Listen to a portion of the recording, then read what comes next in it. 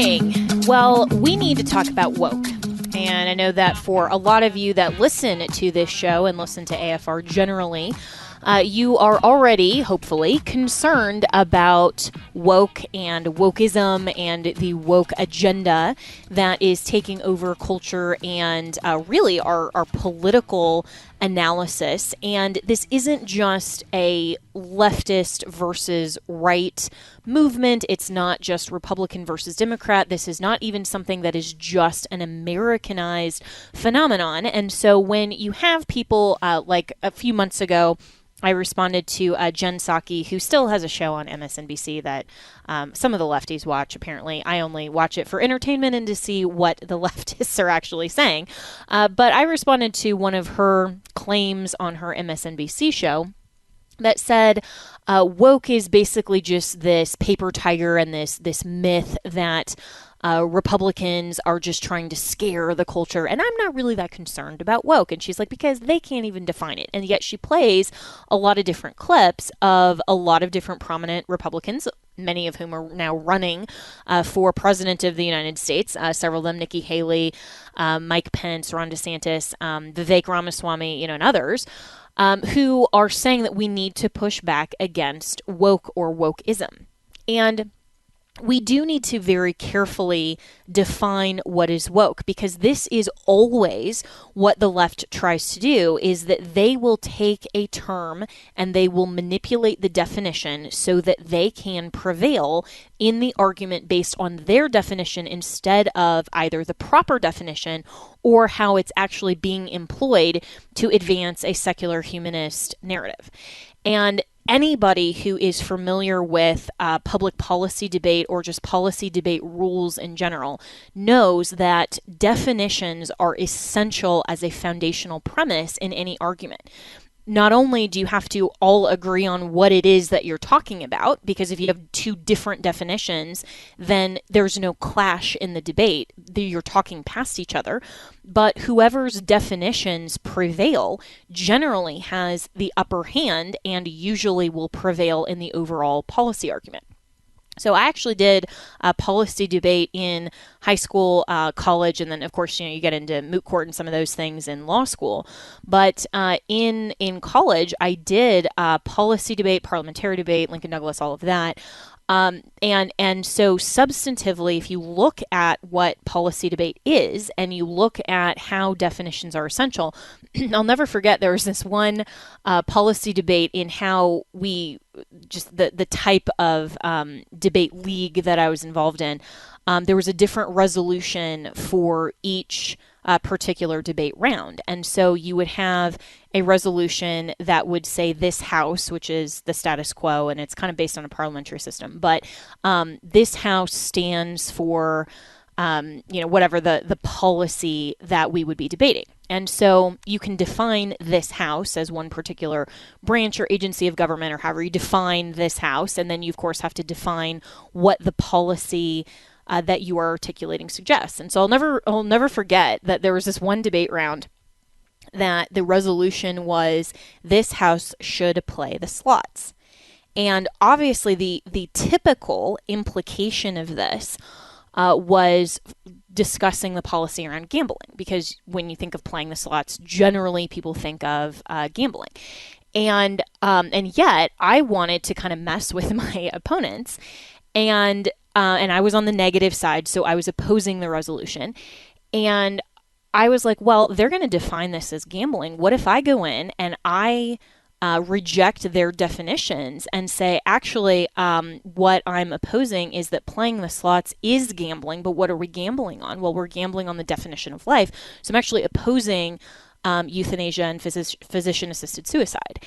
And it was fascinating because the affirmative was totally not prepared to actually argue definitions. And so I ended up winning the round because they basically just said, well, that's not the structure of the resolution, and didn't actually provide any sort of rebuttal for the argument that I was advancing. And it's a totally interesting way to win an argument, right? Because you're not actually winning it necessarily based on the merits. You're winning it based on superior definitions, or just within the context of the rules of policy debate. You're winning the argument because your opponent you caught them off guard and they don't know how to defend what it is you are arguing against. And interestingly, and why I would encourage, if you're a homeschool parent, I know that you don't want to necessarily teach your children how to argue better, because then they can argue against you. So make sure that they have a biblical worldview so that you don't get into some of these traps. But I would encourage you actually to study logic, study logical fallacies, the whole idea of formal logic, and the whole philosophy and art of argumentation, and of specifically policy debate, because these things matter when we're talking about debate in our culture and debate in our government and debate in policy, because a lot of these tactics are used by the left, and specifically Marxists, that they are trying to change and warp definitions and to impose upon us these policies that are through different definitions that they are trying to impose that really are not substantively the common definition. And so when we fight back and we challenge that, then they call us, racist, bigots, all kinds of other things, because we are now supposedly opposing a definition that continues to be vague and molded to whatever argument they want to advance. We can't pin them down on their definitions. This is why everything is vague, right? Why they try to say that there's no definition and measurable difference between man and woman. There's no measurable definition between good versus evil. All of these things, they don't want to actually debate on the merits because they know that they'll lose. So they don't want to have actual definitions. And so we need to be better prepared to understand what it is that the left is doing with their arguments, so that we can be better prepared to answer these things and to have definitions that matter. And one of the definitions that absolutely matters to our current policy debate, that is an outflow of culture, that is an outflow of a worldview, and a worldview that is inherently a view of theology or religion, a view that is an articulation of a particular philosophy of what it means to be a human, is wokeism. We have to have a good definition of what it means to be woke and what the left is trying to advance through wokeism, which is ultimately a Marxist ideology.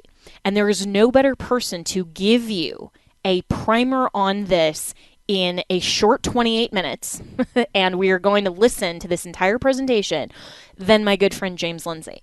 And while, some of you have written in and suggested that, well, James Lindsay, we need to totally ignore him because he's an atheist. I reject that, because common grace under a theological foundational truth and a biblical worldview says that that man, whether or not he specifically recognizes God, can speak elements of truth. For example, a scientist who's an atheist can still recognize that the law of gravity exists, and he would be speaking truth. So we can't just outright reject people just because of their worldview. We just need to take that into account and understand, and always be suspect of everybody we're listening to, and compare who we're listening to the truth of the biblical worldview. I mean, do that with me. I am a Christian and I profess good theology, but always compare and contrast my views, my opinions, my words to the eternal word of God, because that is ultimately what the standard is. I'm not the standard. Our founding fathers aren't the standard. James Lindsay isn't the standard. Your pastor is not the standard. The standard is the eternal truth of the Word of God. And so I respect James Lindsay so much, and he's been a dear friend of mine for years. And I actually think that it's terrible that so many Christians will outrightly reject the truth of what he's speaking about cultural Marxism and race Marxism, which is his book, and so many other things, just because he is very open with the fact that he is now agnostic more than atheist. And so we need to be listening to what he is saying and ask ourselves, is that true? And this presentation that he gave to a group in Brussels a couple of months ago was a brilliant explanation of why Marxism and Maoism is at the heart of what the left is trying to do in overtaking our culture known to us now as wokeism. So when we come back, I want you to listen to this presentation of James Lindsay, and it is absolutely brilliant. You're going to want to listen to the podcast version as well. And if you're listening currently on the podcast version, just know you're going to listen to this several times because it is so packed full of essential truth that you need to understand so that we can combat wokeism in culture, that I want to play this for you, and I want you to listen to this and really, really internalize it and understand why this is a religion to the left. And wokeism has to be clearly defined so that, as James Lindsay says, we can name our enemy and we can combat it. We'll be right back with James Lindsay. With inflation, the banking world collapse, and everything that Joe Biden is doing not to protect America, you need to make sure to secure your financial health, especially in retirement. And hey, if you're a millennial like me, that actually is sooner than you think. You need to start now, even if you are a millennial or a Gen Zer, to make sure that your financial health is actually healthy when we get to retirement. And Legacy Precious Metals has a revolutionary new online platform that allows you to invest in gold and silver online in real time. In a few easy steps, you can open an account online, select your metals of choice, and choose to have them stored in a vault or shipped right to your door. You'll have access to a dashboard where you can track your portfolio growth in real time anytime. You'll see transparent pricing on each coin and bar, and this puts you in complete control of your money. The platform is free to sign up for. Visit legacypminvestments.com and open your account and see this new investing platform for yourself. Gold hedges against inflation and against a volatile stock market. A truly diversified portfolio isn't just more stocks and bonds, but different asset classes. This brand new platform allows you to make investments in gold and silver, no matter how small or large, with just a few clicks. Visit legacypm.com to get started. You can download the free investor's guide, and you can also call Legacy PM Investments to talk to a portfolio expert to get expert answers to your to customize your personal portfolio. So visit legacypminvestments.com to get started. Tell them that Jenna sent you. Welcome back to Jenna Ellis in the Morning. And as I previewed for you in the last segment, we are going to be listening to James Lindsay's presentation in Brussels defining why wokeism is actually a Marxist and Maoist concept. Listen to this, and wherever you are sitting, take time and listen to this brilliant explanation. Here's James Lindsay. Hello, thank you. I'm glad to be here. I want to address something Tom just said, which is, in fact, that woke is supposed to advance equity in Europe. So here's the definition of equity, and see if it sounds like a definition of anything else you've ever heard of. The definition of equity comes from the public administration literature. It was written by a man named George Frederickson. And the definition is an administered political economy in which shares are adjusted so that citizens are made equal. Does that sound like anything you've heard of before? Like socialism? They're going to administer an economy to make shares equal. The only difference between equity and socialism is the type of property that they redistribute, the type of shares. They're going to redistribute social and cultural capital in addition to economic and material capital. And so this is my thesis when we say, what is woke?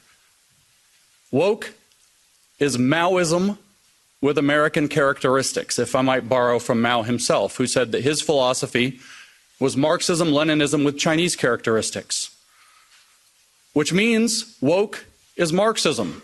And it's a very provocative statement. It's something you will certainly hear it is not, that it is different. And the professors and the philosophers will spend a large amount of time explaining to you why. No, it's about economics when it's Marxism. This is social, this is cultural, this is different. It's not different. I need you to think biologically for one moment, and I don't mean about your bodies. We could do that. That's a different topic. I want you to think how we organize plants and animals when we study them. They're species, but above species there are the genus of the animals. So you think like the cats, all the cats, but you have tigers, you have lions, You have house cats, you have whatever, leopards, many different kinds of cats. If we think of Marxism as a genus of ideological thought, then classical economic Marxism is a species. Radical feminism is a species in this same genus. Critical race theory is a species in this genus. Queer theory is a species in this genus. Post-colonial theory that's plaguing Europe is a species in this genus. And they have something that binds them together called intersectionality that makes them treated as if they are all one thing. But the logic is Marxist. And I want to convince you of that. Because Marx had a very simple proposition, but we get lost. We think that Marx was talking about economics because he often talked about economics. He wrote a book called Capital. It's a very famous book. And we think, well, this is about economic theory. But this isn't true. It's only true on the surface. If we go below the surface, what Marx was talking about was something different. We know what Marx's hypothesis was that we must seize the means of production if we're going to bring socialism to the nations, to the world. We have to seize the means of production. So we have to ask, what does he mean? And if we think that it's about capital, then we miss what he means. If you think it's about the means of production in the factory with a hammer and the means of production in the field with a sickle, then you miss what it means. Because Marx explained what makes human beings special in his earlier writings. And what makes human beings special is that man is a being that is incomplete and knows that he is incomplete. He is a man whose true nature has been forgotten to him, which is social being. He is a socialist at heart who doesn't realize it. And the reason he doesn't realize it is because of the economic conditions operating as the means of construction or production, not just of the economy, but of him, but of man, of society, and particularly of history. Marx said that he had the first scientific study of history. How was history produced? By man, doing man's activity. And man's key activity was economic activity, as he saw it. And so economic production doesn't just produce the goods and services of the economy, it produces society itself. And society, in turn, produces man. He called this the inversion of praxis. And so when he says we must seize the means of production, and he's talking about factories and fields, he's actually talking about how we construct who we are as human beings so that we might complete ourselves, so that we might complete history. And at the end of history, mankind will remember that he is a social being, and we will have a socialist society, a perfect communism that transcends private property, is how he put it. He said, in fact, that communism is the transcendence of private property as human self-estrangement. That's a quote from the Economic Philosophic Manuscripts of 1844. So Marx was interested in controlling, or understanding and controlling, how man produces himself. And he writes about this exclusively in the 1840s, very deeply. How do we do this? And he looks at the economic conditions and he says, this is where it is. And that's why we get economic Marxism, and that's why we think Marx was an economist. But Marx was never an economist. He was a theologian. He wanted to produce a religion for mankind that would supersede all of the religions of mankind and bring him back to his true social nature. And this is the true fact of Marx. And what the goal was, like I said, is to complete man. So what he said is, well, how are we building man currently? All of his economic analysis is about how are we building man at present through what he called material determinism. And he said, well, what we have is a special form of private property in our society. Our society is organized around private property. And so all of our thoughts organize around private property. In other words, there's a special kind of property that the bourgeois elite class has access to, and then they organize society to exclude everybody else from access to that property through exploitation, through alienation, through estrangement, through oppression. And so what Karl Marx was proposing is that economics becomes a vehicle to separate society into a bourgeois class that has access to a special form of property. The people who have access wish to retain that, so they oppress people and keep other people out of that special form of property. They erect a system of classism to do that, It's enforced by an ideology called capitalism that believes that this is the right way to engage in the world. And what we have to do is awaken the underclass, the proletariat, to the real conditions and the fact that they are historical agents of change, and bring them to do a revolution and transform society so that we would have equity or socialism, whichever word you want. They have the same definition. Now, let's say that we step out. We step back from this species, this economic species, Homo economicus, and we step back to the genus, and we look at this idea, a special form of property that segregates society into people who have, the bourgeois, and the people who do not have, who are in class conflict with an ideology that keeps this in place. And the underclass must awaken with consciousness to fight back and to seize the means of production of that form of deterministic property. And now we say, change out class, put in race. And watch, we get critical race theory falls out of the hat, just like that. Very simple. In 1993, Cheryl Harris wrote a long article for the Harvard Law Review called Whiteness as Property. She explained that whiteness, or white privilege, constitutes a kind of cultural private property. She says it must be abolished in order to have racial justice. Just like Karl Marx said that in the Communist Manifesto, he wrote, communism can be summarized in a single sentence, the abolition of private property. Well, this is why critical race theory calls to abolish whiteness, because whiteness is a form of private property. People who have access to this property are whites or white adjacent, or they act white. These are words out of the American lexicon that they've used to describe how people gain access to the private property. People without that are people of color, and they are oppressed by systemic racism. Systemic racism is enforced by an ideology of white supremacy instead of capitalism. If you think of whiteness as a form of cultural capital, white supremacy, as they define it, is identical to capitalism. It's the belief, it's not believing that white people are superior. It's believing that white people have access to the control of society and should maintain that, even if you don't actually believe that. If you merely support that, you have adopted the ideology of white supremacy into your mind. And so you have the exact same system. And the goal is to awaken a racial consciousness in people so that they will band together as a class and seize the means of cultural production so that white cultural production is no longer the dominant mode. It's a big mystery in Europe, I know. In the UK, throughout Europe, I hear this question again and again. Why on earth is this very American phenomenon about slavery and so on that doesn't apply to our country? Why is it popular here? It's because it's not about history at all. It's not about slavery at all. Those are excuses that they use. It's about creating a class consciousness that's against this form of property called whiteness, that's against the dominant culture that may just be a matter of fact, say, if you're in Europe. That's why.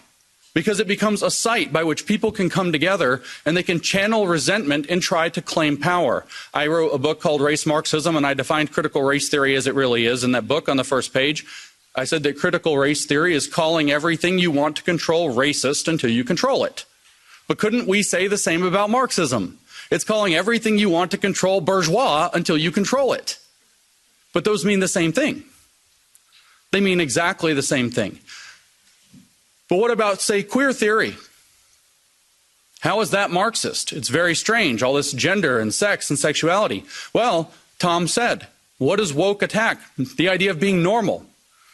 Well, the queer theory thinks that there are certain people who get to set the norms of society. They are privileged. They call themselves normal. They say this is normal. It's normal to consider yourself a man and look like a man and act like a man and dress like a man and eat meat like a man.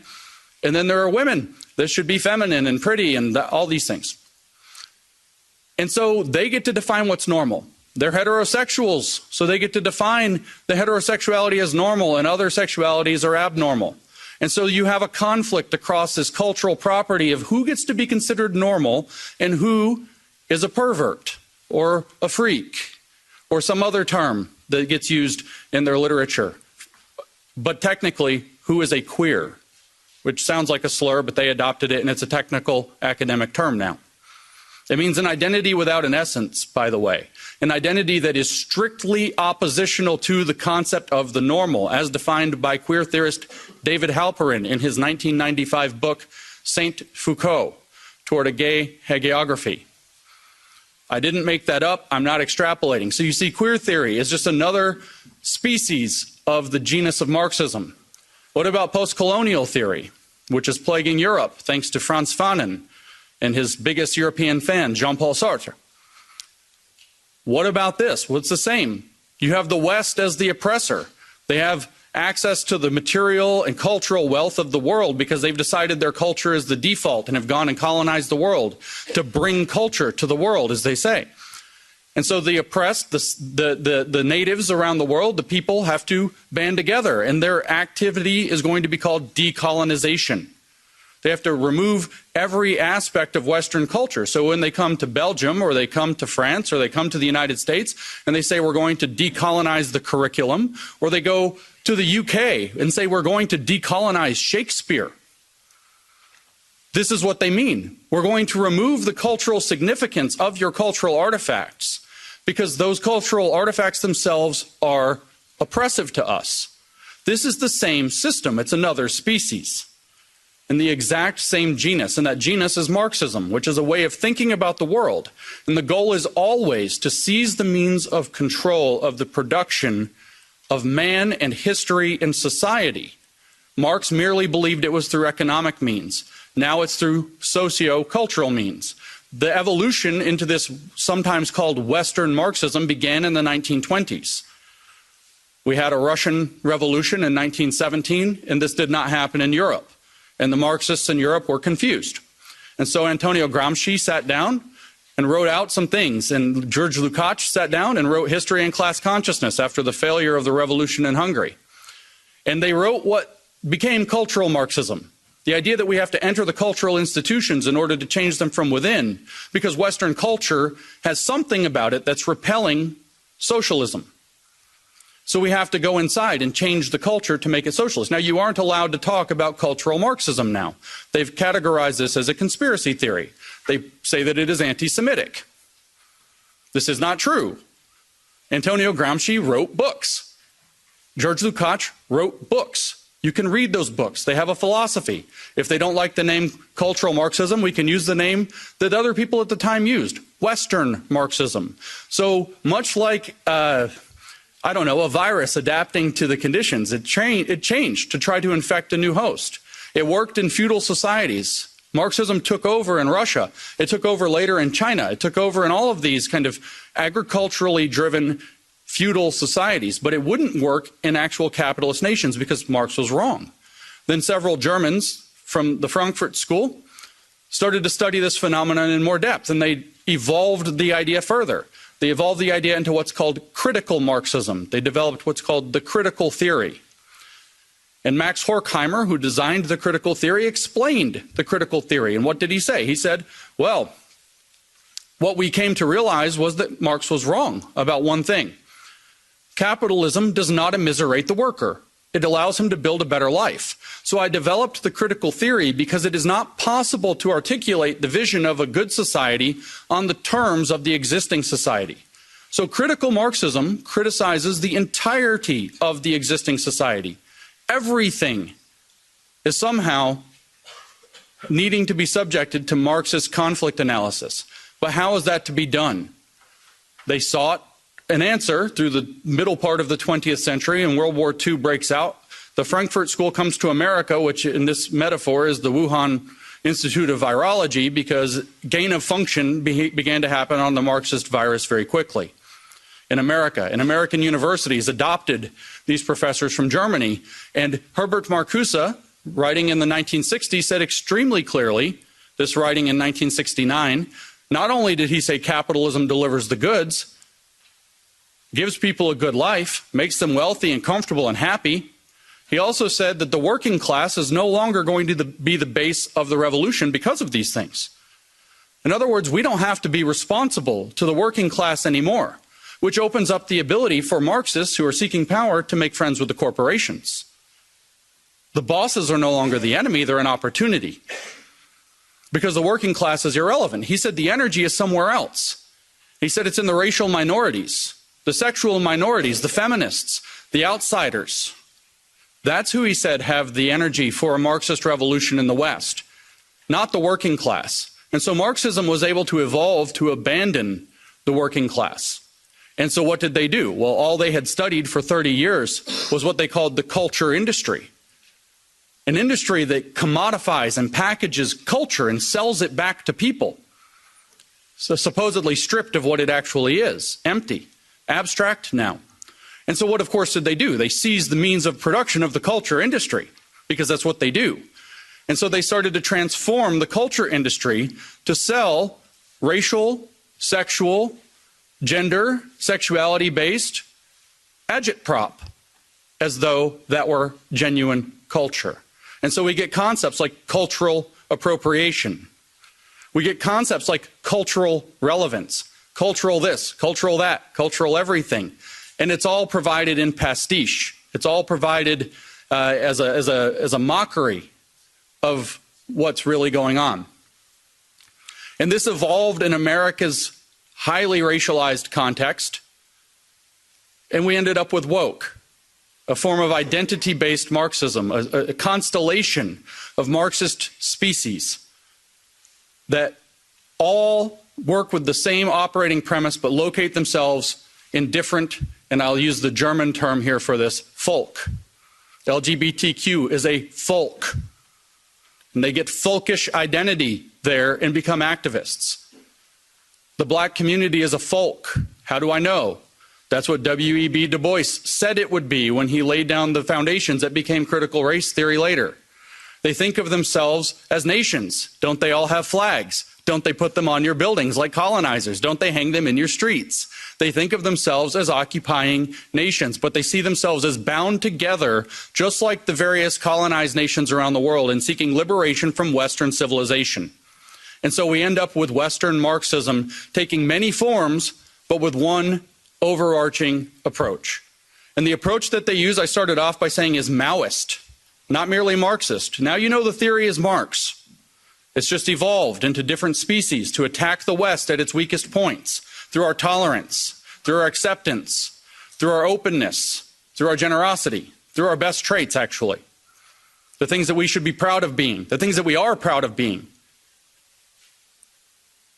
But Mao Zedong knew how to use identity politics. I don't know how you study in Europe, but in America we have very red-washed education, as we might say.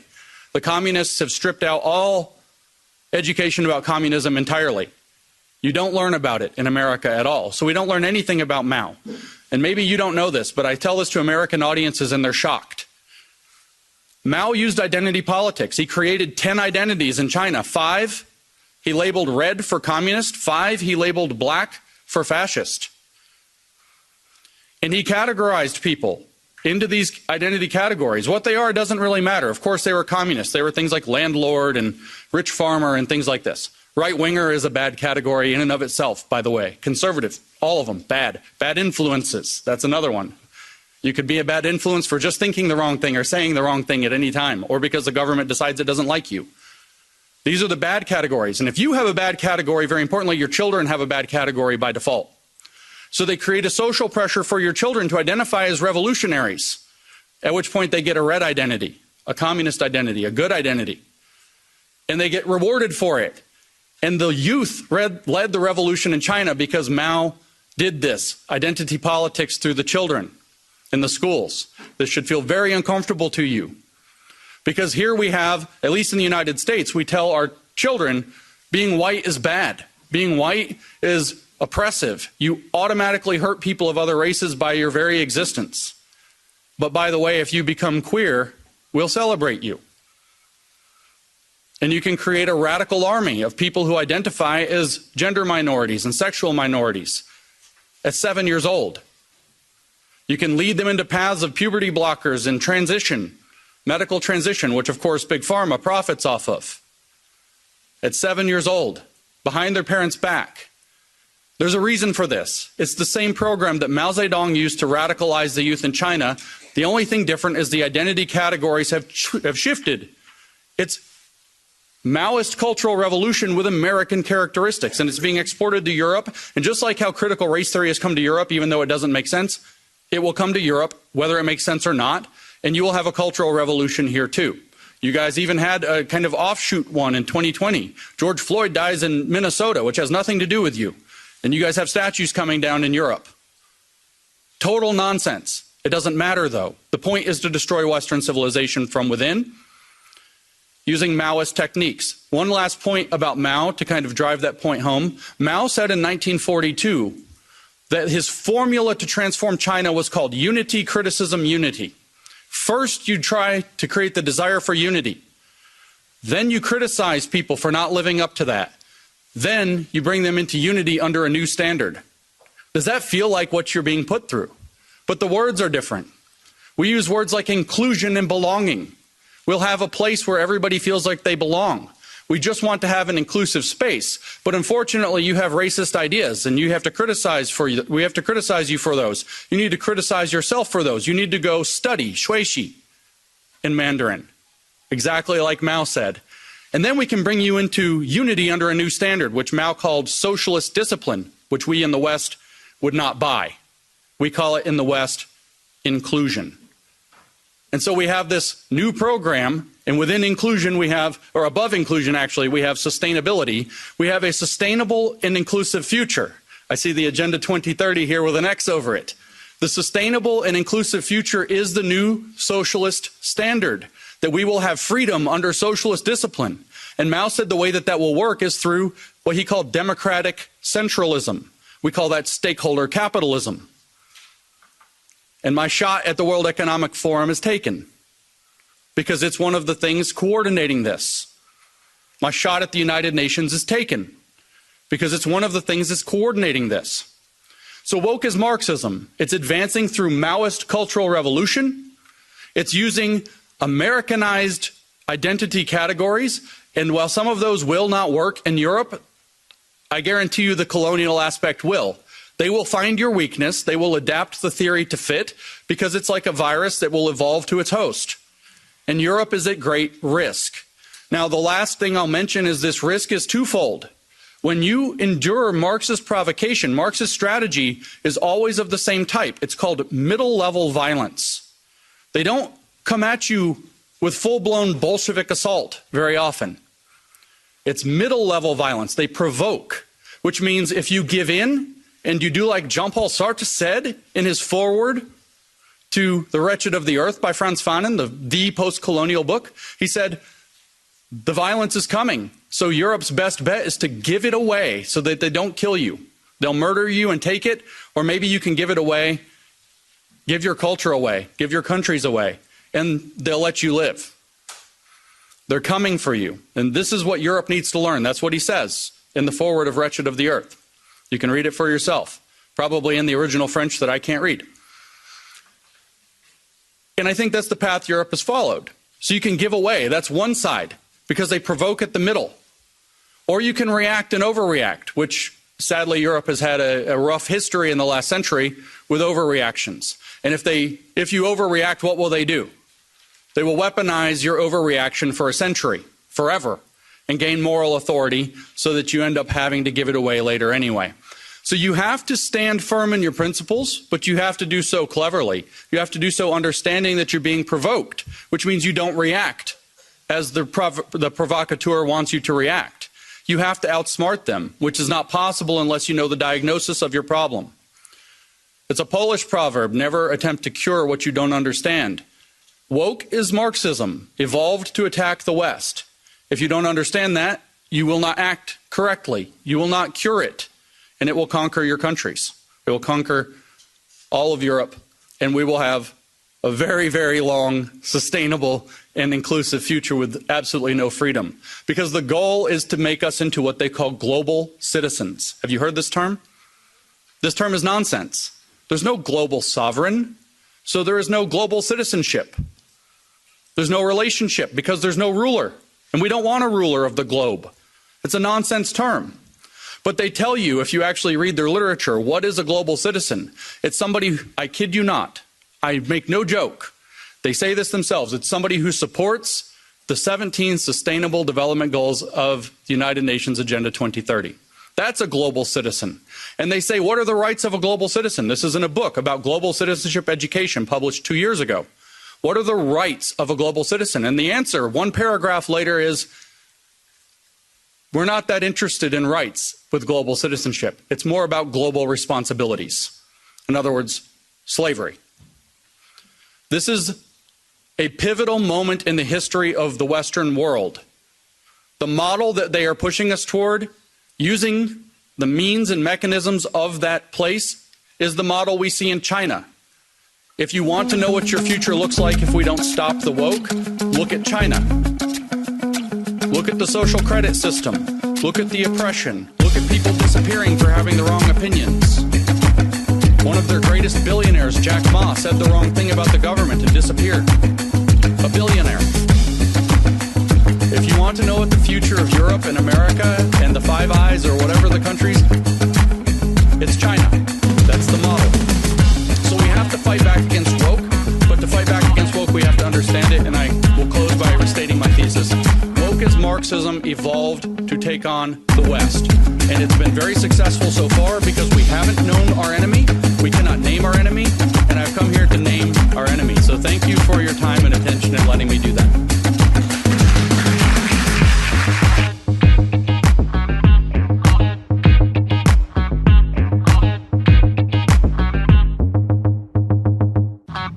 Speaking truth with love. This is Jenna Ellis in the morning. Welcome back. And if you are like me and you say, wow, what just happened, in listening in the last segment to James Lindsay and this brilliant explanation and definition of wokeism and how this actually is a Marxist revolutionary concept and how he names our enemy, you can go back and listen to that entire presentation on the podcast at afr.net. You can also go actually on Twitter, on social media. This has gotten millions of views just on Twitter. It's now named X, apparently. I'm never going to be able to just call it X. It's so ridiculous. And why isn't it Tesla X, by the way? I don't even understand what Elon is doing. But anyway, so we're going to call it Twitter for purposes of this conversation, so that you know the actual definition of what I'm talking about instead of X, and everybody would be like, what is she saying? So you can go on Twitter or X and see this whole presentation where it's gotten, millions of impressions. And this is something that absolutely the left does not want you to see, because they want to, like Jen Psaki, like Karine Jean-Pierre, like all of the leftists that don't even know what they're saying, they want to pretend that wokeism is just this term that the right has fabricated so that we can go after the companies like Bud Light and Walt Disney and others and say, well, we are having these, cultural battles, and they can essentially make fun of us and say, we don't know what you're doing, and you're fighting these things that we're not concerned about, while they are on purpose ignoring what they're actually doing to society. And so you can go back and listen to this presentation from James Lindsay, and I know that it was a lot that was packed into that 28 minutes. He's a brilliant expositor of the philosophies and ideologies of the left and exposes them for what they really are.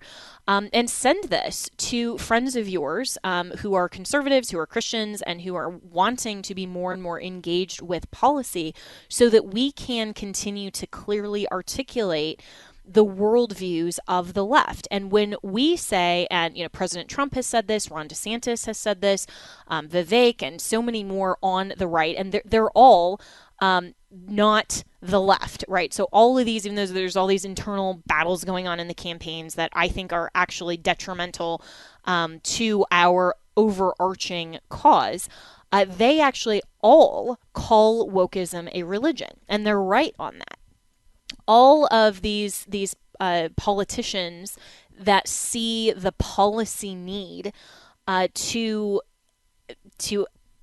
take away wokeism and defeat wokeism in our culture and in our society and in our policy, they all understand this, and they know. And especially if you listen to Governor DeSantis, one of the things that we all supported with him until 5 minutes ago, when some people decided that somehow he's this World Economic Forum globalist whatever, which is totally not true.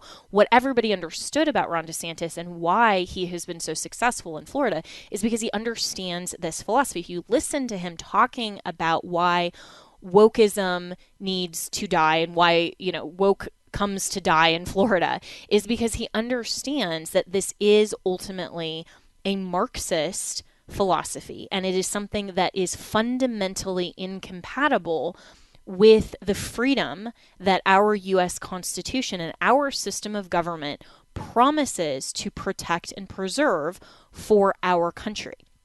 And so this fundamental idea of a religion of communism and wokeism, and how Marx was, as James Lindsay said, ultimately a theologian, not just an economist.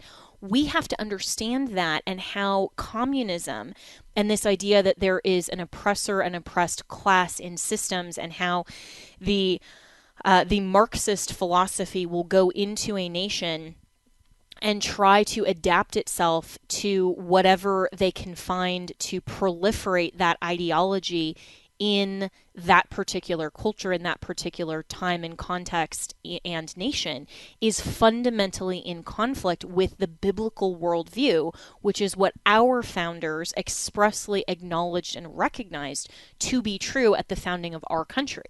So why is it that, as President Trump, and I always loved when he said this while he was president at rallies, when he said, we will never be a communist country. We will never bend the knee to wokeism. Why is that? Not just because we don't like that particular policy. It's way, way bigger than that. It's because the theology is false. Marxist theology is a false view of man and is a false view of God. And that is fundamentally in conflict with the biblical worldview and the true philosophy that God is the divine lawgiver. He is the creator. He has ultimate authority that he has delegated to the three institutions of government that he has ordained: the civil government, the family government, the church government. And in that limited authority to the civil government, the sole purpose of civil government is to promote good, restrain evil, and to preserve and protect the rights of every human being made in God's image to exercise our fundamental freedoms and have a liberty, and that we have opportunity to pursue God's design for us in our society. We have to make sure that we understand that wokeism and Marxism is bad theology, and we have to argue it from that standpoint, not just policy, not just economics, not just cabin to there. We have to understand this better. So you can reach me always, Jenna at afr.net. Me and my team, you can email us there, but go back and listen to this if you did not, because this is the root of the problems that we are seeing proliferated in government policy, in education, in culture, and everything else that we're seeing with the leftists. Wokeism is the enemy. We have to be very clear on definitions.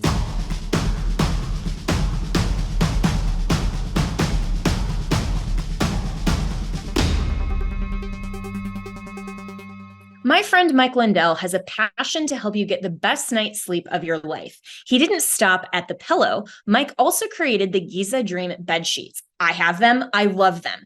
These sheets look and feel great, which means an even better night's sleep, which is crucial for our overall health. Mike found the world's best cotton called Giza. It's ultra soft and breathable, but extremely durable. Mike's latest deal is the sale of the year. For a limited time, you will receive 50% off the Giza Dream Sheets marketing prices, down as low as $29.98, depending on the size. So go to mypillow.com and click on the radio podcast square and use promo code Jenna, Jenna. There, you'll find not only this amazing offer, but also deep discounts on all MyPillow products, including the MyPillow 2.0 mattress topper, MyPillow kitchen towel sets, and so much more. I have all of this. I love it. Everything from MyPillow and also mystore.com. You can use promo code Jenna. So go to mypillow.com, use the promo code Jenna, and also mystore.com. And remember, use the promo code Jenna. With inflation, the banking world collapse, and everything that Joe Biden is doing not to protect America, you need to make sure to secure your financial health, especially in retirement. And hey, if you're a millennial like me, that actually is sooner than you think. You need to start now, even if you are a millennial or a Gen Zer, to make sure that your financial health is actually healthy when we get to retirement. And Legacy Precious Metals has a revolutionary new online platform that allows you to invest in gold and silver online in real time. In a few easy steps, you can open an account online, select your metals of choice, and choose to have them stored in a vault or shipped right to your door. You'll have access to a dashboard where you can track your portfolio growth in real time anytime. You'll see transparent pricing on each coin and bar, and this puts you in complete control of your money. The platform is free to sign up for. Visit legacypminvestments.com and open your account and see this new investing platform for yourself. Gold hedges against inflation and against a volatile stock market. A truly diversified portfolio isn't just more stocks and bonds, but different asset classes. This brand new platform allows you to make investments in gold and silver, no matter how small or large, with just a few clicks. Visit legacypm.com to get started. You can download the free investor's guide, and you can also call Legacy PM Investments to talk to a portfolio expert to get expert answers to to customize your personal portfolio. So visit legacypminvestments.com to get started. Tell them that Jenna sent you.